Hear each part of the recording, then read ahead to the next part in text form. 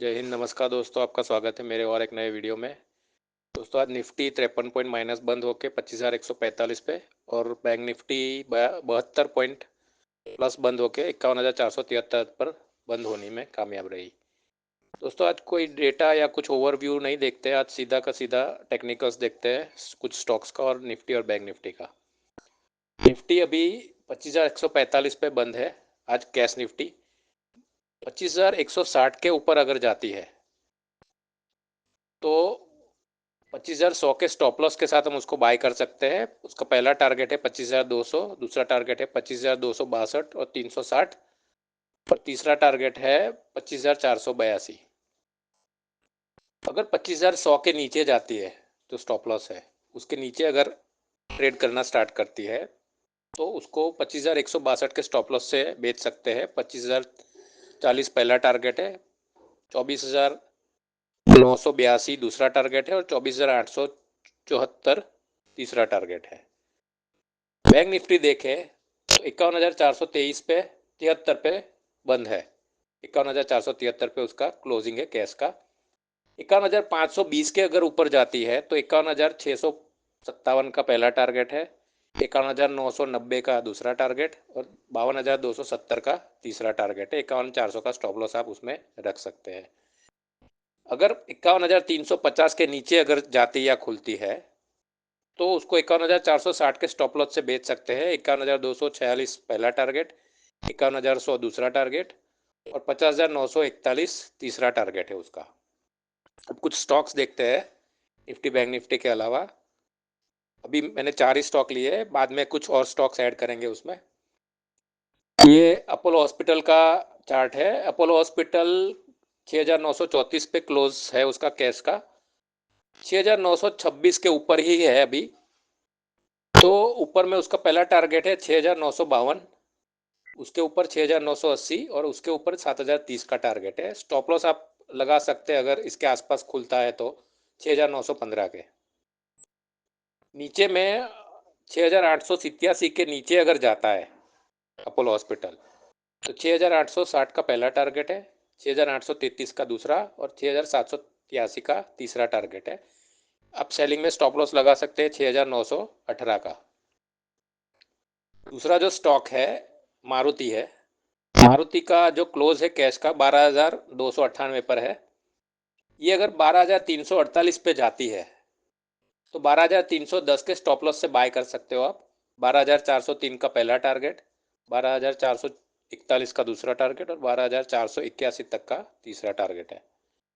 अगर 12,310 के नीचे जाती है वैसे 310 के नीचे ही है, पर अगर खुलती है अगर 310 के नीचे तो उसका पहला टारगेट है 12,270 का, दूसरा टारगेट है 12,199 का। स्टॉप लॉस आप लगा सकते हैं 12,348 का। ये बजाज फिनसर्व है। बजाज फिनसर्व का क्लोजिंग 1864 का कैश का। 1872 के ऊपर अगर जाता है या खुलता है तो आप 1867 का स्टॉप लॉस लगा के उस आगे ऊपर में 1884 का पहला टारगेट ले सकते हैं। दूसरा टारगेट है उसका 1896 का और तीसरा टारगेट है उसका 1917 का। स्टॉप लॉस लगा सकते हैं आप 1867 का। 1856 के नीचे अगर जाता है तो 1868 का स्टॉप लॉस लगा के आप बेच सकते हो उसको। 1844 का पहला टारगेट है, 1832 का उसका दूसरा टारगेट है और 1811 का उसका तीसरा टारगेट है। 1868 का उसको स्टॉप लॉस लगाना पड़ेगा आपको। ये अल्ट्राटेक सीमेंट का है चार्ट। 11,542 उसका क्लोजिंग है कैश का। अगर ये 11,607 के ऊपर जाता है या खुलता है तो आप उसको बाय कर सकते हैं 11,583 के स्टॉप लॉस से।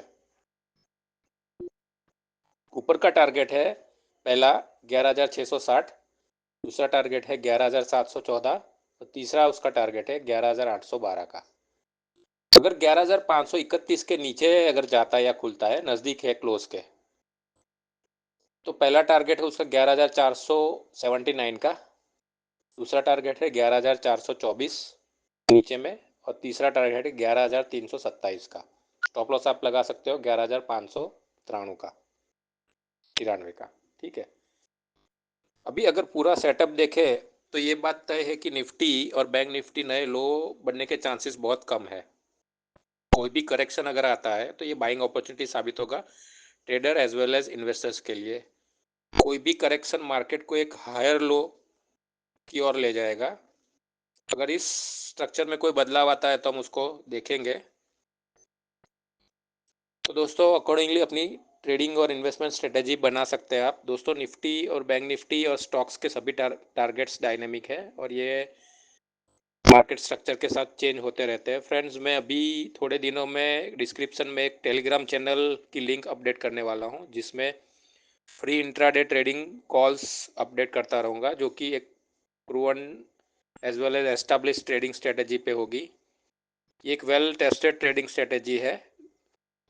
तो दोस्तों देखते रहिए मेरे वीडियो को लाइक कीजिए, सब्सक्राइब कीजिए और बेल आइकन दबाना मत भूलिएगा, ताकि मेरे आने वाले वीडियो आपको मिलते रहे, उसकी जानकारी आपको मिलती रहे।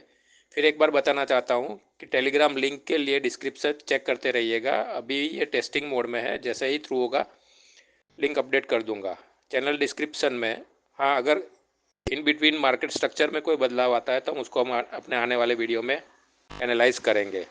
आज के लिए बस इतना। आपका दिन शुभ रहे और आपका ट्रेडिंग और इन्वेस्टमेंट हमेशा आपके लिए लाभदायी रहे, इसी कामना के साथ मैं ये वीडियो यहाँ समाप्त करता हूँ। तो देखते रहिए मेरे वीडियो। हम आने वाले टाइम में वीडियो में बहुत कुछ ऐड करने वाले हैं। जय हिंद, जय भारत।